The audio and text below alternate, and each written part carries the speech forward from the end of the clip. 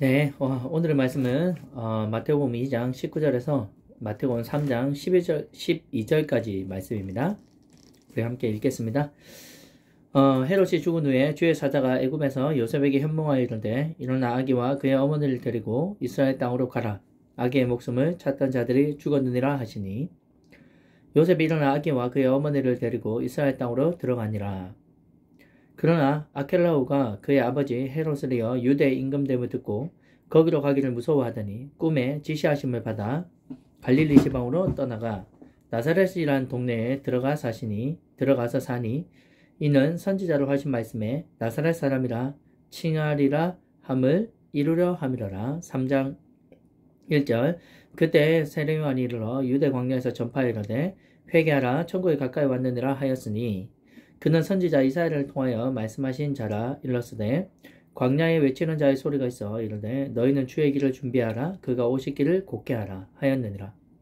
이 요한은 낙타탈 옷을 입고 허리에 가죽띠를 띠고 음식은 메뚜기와 석청이었더라.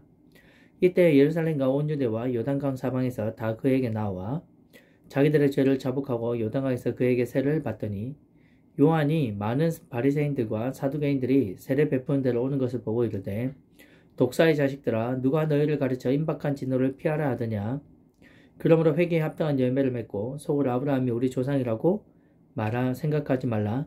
내가 너희에게 이르노니 하나님의 능히 이 돌들로도 아브라함의 자손이 되게 하시리라.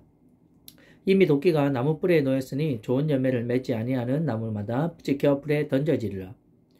나는 너희로 회개하게 하기 위하여 물로 세를 베풀거니와 내 뒤에 오시는 이는 나보다 능력이 많으시니 나는 그의 신을 들기도 감당하지 못하겠노라. 그는 성령과 불로 너에게 세례를 베푸실 것이요 손에 키를 들고 자기의 타작마당을 정하게 하사 알곡은 모아 곳간에 들이고 쭉정이는 꺼지지 않는 불에 태우시리라. 아멘. 네, 오늘 마태복음 2장 19절에서 3장 12절 말씀인데요. 말씀이 좀 연결되어 있긴 하지만 그들의 열매로 알게 된다 라는 제목을 가지고 함께 은혜를 나누고자 합니다. 또 주의 사자는 애굽에 있었던 그 요셉과 마리아와 아기 예수님이 주의 사자가 어느 날 또한 요셉에게 현몽하여 나타납니다. 너를 죽이려는 헤롯이 죽었다. 그러니 너는 가라. 다시 유대 이스라엘 땅으로 가라 라고 말씀하시죠. 근데 요셉이 그 유대 땅으로 들어가려고 할 때 그 헤롯 왕 다음으로 아켈레오라는 사람이 이제 그 유대 지역의 왕이 되는데요. 그걸 두려워했습니다.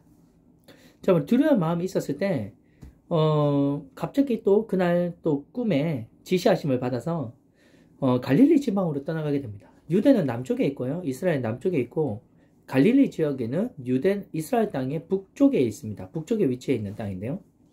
그 땅으로 다시 가라는 거예요. 근데 어느 동네에 가서 사느냐 하면, 나사렛이라는 동네에 가서 사니, 이렇게 합니다. 나사렛이라는 동네가 있었다는 거예요.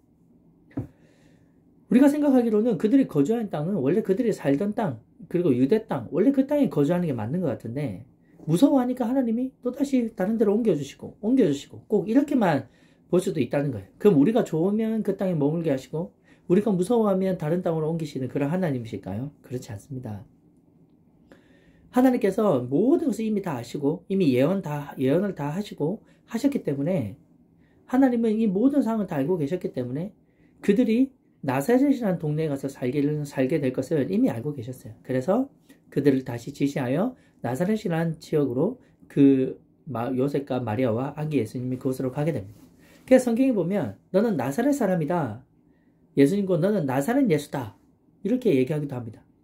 그럼 왜 예수님께서 나사렛이라는 지역에 가서 사셨을까요? 그냥 유대 땅에서 사셔도 되는데 왜 나사렛이라는 지역에 가서 사셨을까요?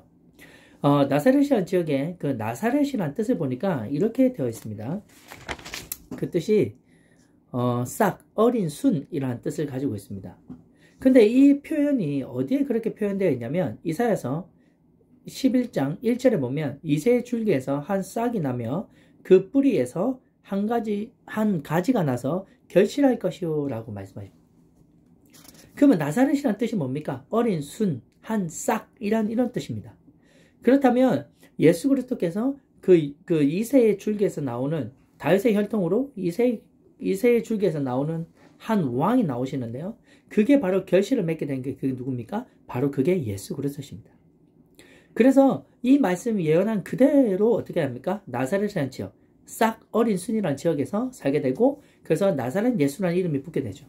근데 우리는 이렇게도 살펴볼 수 있는데, 오늘 주석을 한번 보니까 이렇게 또 설명된 부분이 있습니다. 아, 그게 참 마음에 와닿더라고요. 우리가 나사렛이라는 그 지역은요, 예전부터도 멸시받고 천대받는 지역이었습니다.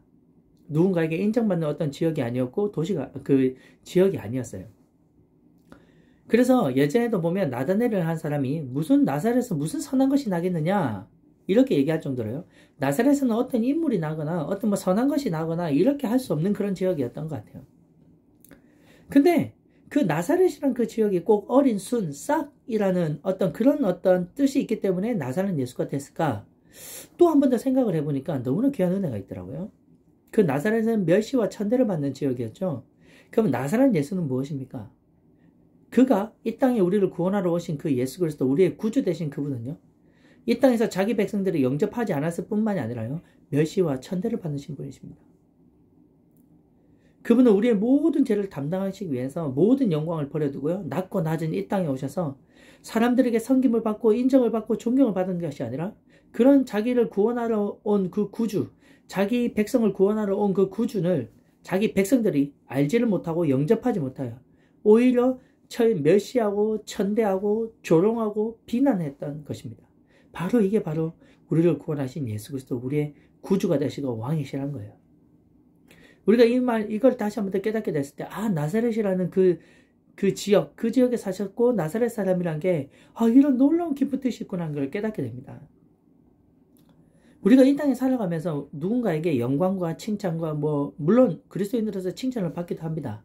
근데 사람들의 인정을 받고, 사람들에게 존경을 받고, 사람들에게 높임을 받는 것이 진짜 우리 그리스도인의 삶의 모습일까요?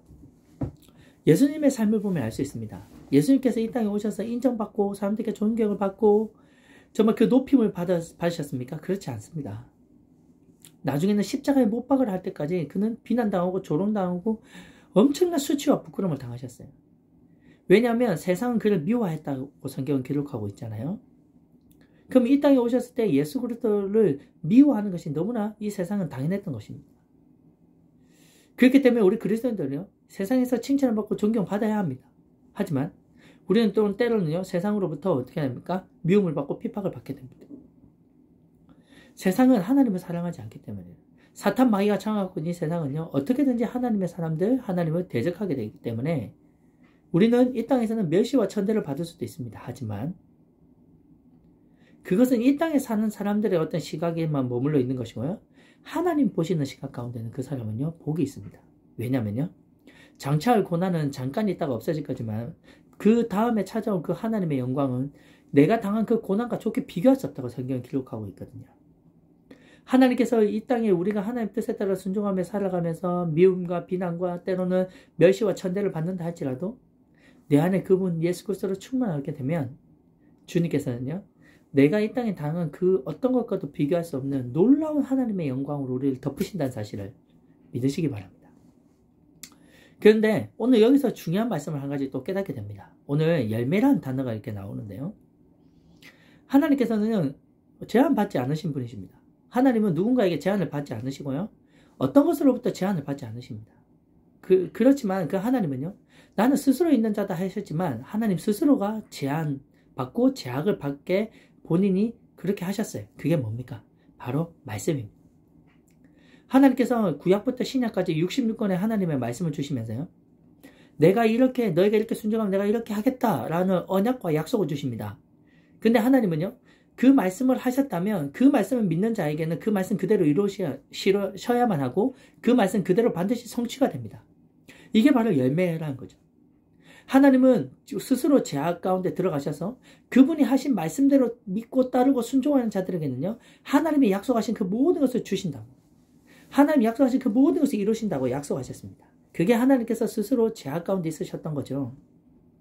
그렇기 때문에 우리는 하나님의 말씀을 들을 때마다요, 너무나 때로는 가슴 설레기도 합니다. 물론 때로는 내 스스로에게 무겁기도 하고 때로는 부담스럽기도 하고 내가 어떻게 순종할 수 있을까 믿음이 연약한 우리 자신을 보기도 하지만요, 우리가 그 말씀을 좀 더 깊이 좀 생각을 해보게 되면 이사야서 55장 12절에 이렇게 기록되어 있습니다. 내 입에서 나가는 말도 이와 같이 헛되이 내게로 되돌아오지 아니하고 나의 기뻐하는 뜻을 이루며 내가 보낸 일에 형통함이니라 라고 성경은 기록하였어요. 이거를 쉽게 그 윗절에 10절에 이렇게 설명하고 있습니다. 비와 눈이 내리면 그것은 다시 그냥 돌아가지 않습니다. 땅을 적시고요, 소출이 나게 하고 싹을 틔우게 하고 파종하는 자들에게는 종자를 주고 먹는 자에게는 양식을 주는 것과 같다고 말씀하셨어요. 그럼 하나님께서 말씀을 선포하시고 언약의 말씀을 우리에게 주셨다는 이유는 무엇입니까? 다시 그 말씀이 그냥 돌아가는 것이 아니라 이 땅에서 하나님이 기뻐하시는 자들, 하나님의 그 뜻을 기뻐하는 자들을 통해서 그 뜻은 반드시 이루신다는 거예요. 그리고 그 뜻을 통해서 보낸 자들에게는 하나님께서 형통함을 주신다고 말씀하고 있습니다. 내가 말하는 만사 형통이 아니라요, 하나님이 함께 하심으로 말미암아 그 일을 이루시는 그 형통함을 보게 된다는 거예요. 그렇다면 오늘 진정으로 우리 믿는 그리스도인들의 모습, 그 삶은요, 무엇으로 나타날 수 있을까요? 그들의 열매를 통해서 날 수 있습니다. 내가 진짜 거듭났다, 나는 하나님의 나라에 있다, 나는 예수 그리스도를 믿고 진짜 거듭나고 예수 그리스도를 영접하여 하나님의 자녀가 된 사람들은요, 그에 따른 열매가 나타납니다. 그게 무엇일까요? 그게 회개의 열매입니다. 오늘 세례 요한이 메뚜기가 설정을 먹으면서 광야에서 외칩니다. 근데 세례 요한도 자기 스스로 그냥 내가 광야에서 외쳐야 되겠다라고 해서 세례 요한이 외치고 있는 것이 아닙니다. 그 말씀도 이사야에서 기록된 대로 그 예언이 성취되고 있습니다. 오늘 3장 3절에 보면 광야에 외치는 자의 소리가 있어 이르되 너희는 주의 길을 준비하라, 그가 오시기를 곧게 하라, 이렇게 말씀하시죠. 그래서 말씀을 증거할 때마다요, 사람들이 막 나옵니다. 그에게 물로 세례를 받기 위해서. 그리고 자기가 지었던 그 죄에 대해서 자복합니다. 그리고 물로 세례를 받습니다. 그런데 거기서 또한 많은 바리새인과 사두개인들이 자기 세례 베푼 대로 오는 걸 보고요, 그들에게도 어떻게 합니까? 이 독사의 자식들아, 누가 너희를 가르쳐 임박한지 너를 피하라 하더냐? 그러므로 회개에 합당한 열매를 맺어라 라고 선포하고 있어요. 우리 안에 예수 그리스도가 계시지 않으면요, 우리가 나타내는 열매는 어떤 열매일까요? 그것은 죄의 열매밖에 없습니다. 왜냐하면 우리 본성이 죄악된 죄인이고 우리는 죄악된 본성 가운데 있기 때문에요, 우리가 아무리 선한 일을 하려고 해도요, 그 결국에는 우리가 맺는 열매들을, 내 삶의 열매들을 보면 그건 죄악된 열매밖에 없다는 것입니다. 그럼 그 죄악된 열매 가운데서 우리가 머물고 있으면 어떤 일이 일어날까요?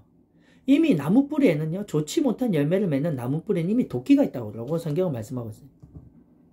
그래서 그 도끼가요, 나무 뿌리에 놓여 있으면서 좋은 열매를 맺지 않으면요, 나무마다 찍혀서 불에 던져버린다는 거예요. 근데 이 불에 던지는 게 그냥 불에 던지는 게 아니라 너무나 귀한 말씀이 12절과 연결되어 있습니다. 여기 보면 알곡도 있고 쭉정이도 있는데요, 쭉정이는 꺼지지 않는 불에 태우시리라. 회개에 합당한 열매가 없는 자들에게는요, 결국 죄의 열매와 죄의 싹에 대한 죄의 열매밖에 없는데요, 그들은 그 뿌리를, 나무 뿌리가 꼭 그 도끼가 있어서 그거 찍어내가서 불에 던지는 것처럼, 쭉정이가 영원히 꺼지지 않는 불에 태워지는 것처럼 그들의 삶은 하나님의 심판이 있고 지옥에서 영원히 꺼지지 않는 불에 그 죄에 대한 형벌이 있다는 사실, 그 심판이 있다는 사실을 우리에게 말씀하고 있는 것입니다. 그러면 이 회개에 합당한 열매를 맺으라는 것은 누구 대상으로 하시는 말씀입니까? 우리 모두에 대한 것입니다. 어느 누구도 이 말씀에서 피해갈 사람은 없습니다. 우리가 죄에 대한 개념을 점점 더 이렇게 깊이 깨닫게 되면요, 우리가 일상적으로 짓는 죄들도 너무나 많지만 내가 하나님을 떠나 사는 그 자체가 죄입니다. 우리를 만드시고 우리를 창조하신 그분을 거부하고요, 그분을 떠나 있는 삶 그 자체가 죄 가운데 있는 사실인 거죠. 우리가 이걸 깨닫게 될 때 우리는 반드시 회개 가운데 나가야 됩니다. 근데 오늘 중요한 것이 있습니다. 요한이 말씀을 전하는 물로 세례를 준 것이, 사람들이 막 자기 죄를 자복하며 물로 세례를 받은 것이, 그것이 회개에 합당한 열매가 맺은 것일까요? 그 물로 주는 세례는 과연 무엇일까요? 오늘 성경에서 여기 보면 정확하게 말씀하고 있는데요, 물로 세례를 베푸는 것은 세례 요한이 이렇게 고백하죠. 11절 말씀 잘 보십시오. 나는 너희로 회개하게 하기 위하여 물로 세례를 베푼다. 그러면 물로 세례를 베푸는 그 이유가 무엇입니까? 회개하게 하기 위하여, 회개하는 것에 대한 준비 과정 가운데 그들에게 물로 세례를 베푸신다는 거예요. 말씀을 들었을 때 우리 심령에 내가 죄인이구나 라는 걸 깨닫게 하십니다. 내가 이 죄 가운데 이런 열매를 맺으면 반드시 심판과 형벌밖에 없구나 라는 사실, 우리 심령을 가난하게 만든다는 거예요. 그래서 회개할 수밖에 없는 마음의 심령이 된다는 얘기입니다. 물로 세례를 받는 것은 구원받는 것이 아닙니다. 회개하기 위한 준비 과정이 있다는 얘기예요. 그럼 합당한 회개의 열매는 언제 맺게 되는 것일까요? 그것은 너무나도 귀한 말씀이 우리에게 증거되어 있는데 그것은 바로 누굽니까? 세례 요한이 이렇게 고백합니다. 이는 나보다 능력이 많으시니 나는 그의 신을 들기도 감당하지 못하겠노라. 그는 성령과 불로 너에게 세례를 베푸실 것이고. 우리가 진짜 구원을 받고 회개에 합당한 열매를 맺는 그 강력한 역사는 성령과 불로 임하는 역사입니다. 이게 바로 거듭남이라는 거예요. 우리가 예수 그리스도가 믿는 것은요, 내 스스로 내가 믿어야지 해서 믿어지는 게 아닙니다. 우리 안에 어느 날 이 가난한 심령, 내가 이 가운데 죄 가운데 있는 자구나. 나는 이렇게 죄의 열매를 맺어 내 인생이 이렇게 고난보고 힘들구나. 이런 고난 가운데 있는 것이고 라는 걸 깨닫고 정말 내 삶으로부터 돌이키고자 하는 그 가난한 심령이 되어졌을 때 성령께서요 그런 마음과 심령 가운데서 만지시고요 그들에게 터치하시고 그들의 눈을 여시고 마음을 여십니다. 그래서 그들 가운데요 예수 그리스도의 그 십자가의 은혜가 무엇인지를 보게 하시고요 그것을 만나게 하시면서 어떻게 합니까? 예수 그리스도 그분의 구주되심을 믿어지게 하는 역사라는 거예요. 내가 믿고 싶어서 믿는 게 아니라요. 이런 말씀을 듣고 들을 때마다요 내가 마음으로 믿어 의에 이르고 입으로 시인하여 구원에 이른다고 말씀하신 것 같죠? 내가 그렇게 마음 심령에 믿어지게 하시는 그 마음의 심령을 준비하게 하신다니까. 말씀을 들으면 들을수록 아 나는 이렇게 죄인일 수밖에 없구나. 나는 이런 죄의 열매를 맺을 수밖에 없구나. 이 끝은 정말 나무가 도끼가 찍어서 그 뿌리가 도끼에 찍혀서 불에 던져진 것처럼 알곡이 없는 열매가 없는 그 안에 알맹이가 없는 그런 쭉정이 있는 던져서 영원히 꺼진 불에 들어가는 존재이구나 하는 걸 깨닫고요. 내가 어떻게 하면 여기서 돌아서서 내가 예수 그리스도를 정말 그 구원을 받을 수 있는지에 대해서 깊이 생각하게 하신다는 얘기예요. 그런 가난한 심령을 만드신 분도 주님이시고 그렇게 그 가운데서 예수 그리스도의 그 십자가 은혜를 보게 하시는 것도 바로 주님이시며 성령께서 하시는 거예요. 그 성령이 우리에게 임하시면 내가 어떤 죄인인지를 더욱더 깊이 보게 되고요. 예수 그리스도를 믿어지게 하실 뿐만 아니라 믿음과 동시에 우리 안에서 뭐가 일어납니까? 주여 내 같은 죄인을 용서하소서. 진정한 회개의 열매를 맺는 회개가 터져 나온다. 내가 어떤 죄인인지를 깨닫고 내가 이렇게 살아가는 나는 죄 가운데서 열매를 맺을 수밖에 없는 존재인데 예수 그리스도 그분이 이 땅에 오셔서 나의 모든 죄를 지시고 나의 죄를 다속하시고 나를 대신해서 죽으신 내 모든 죄를 속량하신 그 예수 그리스도 그 구주의 십자가의 은혜가 내 가슴에 오게 하시면서 주여 내 같은 죄인을 용서하소서. 내 같은 죄인을 받아주시옵소서. 내 영혼을 주여 기억하여 주시옵소서. 내 영혼을 받아주십시오. 라는 간절한 회개가 터져 나온다니. 이런 회개가 터져 나올 때 우리는 어떻게 합니까? 내 안에 계신 성령께서 회개하게 하시고 그 회개가 터져 나옴으로 말미암아 내 안에 회개에 합당한 열매들이 맺혀지기 시작한다는 얘기예요. 그러면서 그 회개에 합당한 열매는 어떻게 나타납니까? 하나님 말씀에 내가 이제는 진리의 말씀에 하나님 말씀에 한 걸음 한 걸음 순종하면서 나가다 보면요.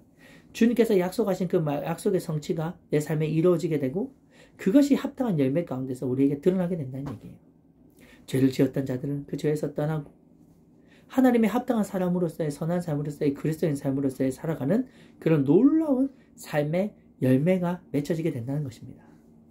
그래서 성령께서 임하는 자들에게 임하는 성령이 있잖아요. 성령의 9가지 열매라고 그러죠. 사희와 인자양, 충온절 이렇게 얘기하죠. 사랑, 희락, 화평 이렇게 해서 쭉 9가지 절제까지 해서 열매가 맺혀지게 됩니다. 사희와 인자양, 충온절. 나중에 갈라디아서 5장 한번 찾아보십시오. 그런 열매가 내 안에서 그분이 맺어간다는 거예요. 내가 맺는 것이 아니라요. 그냥 나는 그 나를 구원하신 그 주님을 사랑하여 그 말씀에 순종하며 나갈 때 내 안에 성령께서 그런 모든 열매들을 맺어가게 하신다는 얘기예요. 놀랍지 않습니까? 그러면서 우리는 날마다 이렇게 회개에 합당한 열매를 맺으며 우리가 진짜 그리스도인 삶의 모습으로 변화되어야 되고 성화되어지는 과정 가운데 있는다는 거죠. 근데 이런 말씀에 믿음의 순종도 없고 말씀을 따라가는 그런 어떤 열매도 없는 그런데 진짜 거듭난 그리스도인일까요? 그렇지 않은 자들이 많다는 얘기입니다. 오늘 이 말씀을 깨닫고요. 지금 오미크론 코로나가 너무 심해서 저희 가정에도 지금 3명이나 걸려가지고 이렇게 있지만 여러 가지를 생각해 보게 됩니다. 왜 이 땅에 이렇게 전염병이 창궐했고 왜 이렇게 전 세계적으로 이렇게 전염병이 창궐했을까? 음모가 있다. 수많은 얘기들도 있지만 결국 말씀을 묵상하고 깨닫게 되는 것들이 있습니다. 그것은 바로 무엇입니까? 우리 믿는 그리스도인들이요. 주님 보시기에 합당한 회개가 없다는 것. 그냥 그저 살아가는 것입니다. 진짜 주님의 마음을 알지 못하고 정말 주님께서 무엇을 원하시는지 알지 못하고 내 삶에서 도대체 나는 무엇을 회개하고 나는 어떤 것에 대해 합당한 열매를 맺어가는지조차도 아예 관심도 없을 뿐만 아니라 무엇을 회개해야 될지도 모르는 그런 사람들이 너무나 많다는 겁니다.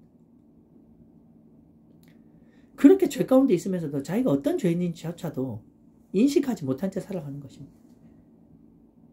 하나의 사인이지 않을까요? 저에게도 한 가지의 사인이지 않을까요? 우리가 이렇게 깊이 생각해 보면서 나중에 그 전염병에 대한 말씀도 한번 나누고자 하는데요. 오늘 우리에게 중요한 것은 무엇입니까? 이렇게 회개에 합당한 열매를 맺으며 예수 그리스도를 내가 구주로 믿고 구원을 받은 그 순간부터 우리가 그분의 말씀에 따라 순종하며 나갈 때 그분의 말씀이 내 삶에서 성취되어지고 열매를 나타내는 그 자들은요. 알곡이란 겁니다. 알곡. 근데 하나님께서는요. 그 알곡을 그냥 두지 않습니다. 죽정이는 꺼지지 않는 영원한 불에 태우시지만 그 알곡은 거두어서 곳간에 들인다는 거예요. 하나님 나라 안에 들인다는 거예요. 영원한 그 하나님과 동행하는 영원히 함께하는 그 영원한 하나님의 나라 안에 우리 알곡들을 들으신다는 얘기예요. 아멘. 그것은요. 말로 표현할 수 없는 것입니다. 그렇기 때문에 오늘 우리가 이 땅에 살아가면서요. 우리는 생각해 봐야 됩니다. 내 삶에 어떤 열매가 있느냐. 주님께서 내 삶에 어떤 삶의 흔적이 있고 내가 어떤 말씀에 지금도 순종하며 가고 있느냐를 묵상해 보십시오. 내가 그 말씀에 따라서 어떻게 가고 있는지, 또한 내 삶에 아직 끊어지지 않는 하나님께서 싫어하는 죄를 붙들고 있는 것은 무엇인지, 내가 하나님보다 더 사랑하고 있는 그 죄는 무엇인지 오늘 주님께서 말씀하십니다. 원망 불평입니까? 아니면 성에 대한 아직 음란에 대한 죄입니까? 아니면 아직도 거짓 가운데 속해 있습니까? 여러 가지들을 하나님께서 지금도 말씀해주고 계신다는 거예요. 상황에 따라서 그냥 원망과 불평하는 것이 아니라 그 가운데 내가 하나님 앞에서 무엇을 정말 회개하고 내가 하나님께서 지금 나에게 주신 말씀이 무엇인지를 생각하고 입으로 범죄하지 아니하며 오직 하나님께 찬양하며 찬송하며 나가는 것처럼 욥과 같이 주시는 분도 하나님이시고 걷어가시는 분도 하나님이시니 나는 입으로 죄를 범하지 않고 하나님은 오직 그냥 예배하고 찬양합니다라는 고백이 터져 나와야 되지 않을까요? 지금이 바로 그 시간인 것 같습니다. 정말 내 죄가 어떤 죄인지 내가 진짜 합당한 회개가 무엇인지 그 회개에 대한 떠나서 이제는 그 죄를 돌아보지 아니하고 하나님의 선한 합당한 열매를 맺으며 가는 삶 가운데 지금 내가 순종하지 못하고 있는 것이 무엇인지를 깊이 생각해 보기를 원합니다. 그래서 오늘 우리에게 주신 이 말씀을 다시 한 번 더 붙들고요. 우리가 예수 그리스도 앞에 다시 무릎 꿇고 나가기 원합니다. 주님, 성령께서 오늘도 내 마음속에 오시고 성령께서 오늘 내 심령 가운데 만지셔서요. 하나님께 합당하지 않는 열매가 맺어진 게 무엇인지를 기억나게 하시고 생각나게 해주셔서 주님, 그것으로부터 회개하고 떠나서 자백하고 고백하고 떠나서 내 심령을 토하듯이 자백하고 떠나서 주님, 이제는 주님께서 원하시는 그 죄로부터 돌아서서 주님만 바라보며 주님의 말씀에 순종하며 나가는 합당한 열매를 맺으며 하나님의 나라 안에 사는 복된 저희들 되게 해달라고 이 시간 우리 간절히 기도하며 나가기 원합니다. 함께 기도하겠습니다. 하나님 감사합니다. 이제까지 내가 예수님을 믿고 따라온다 하고 이제 내가 예수 그리스도를 안다고 알게 됐고 이제 말씀 가운데로 이렇게 우리가 들으면서 나가는 그런 분들도 계실 겁니다. 내 삶에 진짜 회개에 합당한 열매가 있는지를 보게 하여 주시옵소서. 내가 진짜 예수 그리스도를 믿고 거듭난 영혼인지를 한번 생각해 보게 하여 주시옵소서. 성령께서 내 안에 오셔서 내가 진짜 하나님을 떠난 것이 죄이며 정말 내가 믿고자 해서 믿는 것이 아니라 그분이 예수 그리스도를 십자가를 보게 하시고 알게 하시고 깨닫게 하시고 내가 어떤 죄인인지를 알게 하시며 정말 그렇게 해서 내가 예수 그리스도를 믿어지게 하시는 그 십자가의 은혜가 믿어지게 하시는 그 놀라운 은혜 가운데서 내가 주님을 영접하고 거듭났는지를 보게 하여 주시옵소서. 그렇게 거듭난 우리 영혼 가운데 주님 회개에 합당한 열매가 있기를 원합니다. 주님, 이제는 죄를 사랑하는 것들을 이제는 돌아서서 주님을 바라보게 하여 내가 악한 길에서 떠날 수 있는 용기를 허락하여 주시옵소서. 그것이 올 때마다 무릎을 꿇고 기도할 수 있는 은혜를 베풀어 주시옵소서. 그래서 성령께서 이기게 하시고 성령께서 승리하게 해주시고 내 안에 말씀으로 말미암아 성취하시는 그 하나님의 성취를 날마다 맛보게 하시고 열매 맺는 복된 저희의 삶이 되어질 수 있도록 하나님 축복하여 주시옵소서. 알곡이 곳간이 들였던 것 같이 우리의 영혼을 받으시고 하나님의 나라에서 정말 그 풍요로운 풍성한 그 하나님 나라에서 영원토록 그 주님과 함께 찬양하며 찬송하며 기뻐하며 감사하며 성령의 열매를 맺으며 성령으로 풍성하게 되어지는 그 놀라운 은혜 가운데 살아가는 저희 삶이 될 수 있도록 이 땅 가운데서도 하나님께서 말씀하시고 하나님께서 성취하신 그 열매들을 먹고 맛보며 살아가는 진정한 그리스도의 삶이 될 수 있도록 하나님 우리 삶을 인도해 주시고 우리 또한 그 주님 앞에 무릎 꿇고 주님만 바라보며 나갈 수 있도록 은혜 베풀어 주시옵소서. 주님 감사하며 예수님의 이름으로 기도함나이다. 아멘.